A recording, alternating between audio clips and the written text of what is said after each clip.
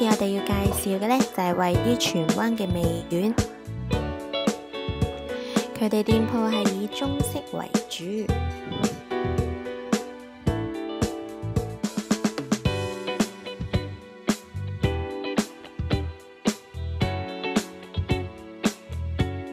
哇！呢個菜膽雞燉包翅都係28蚊一碗咋。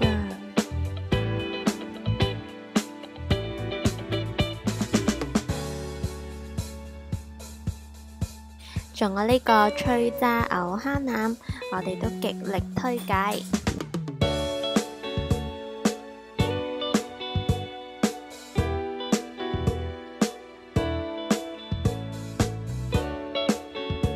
最後我哋就要介紹埋呢個蒜蓉蒸扇貝，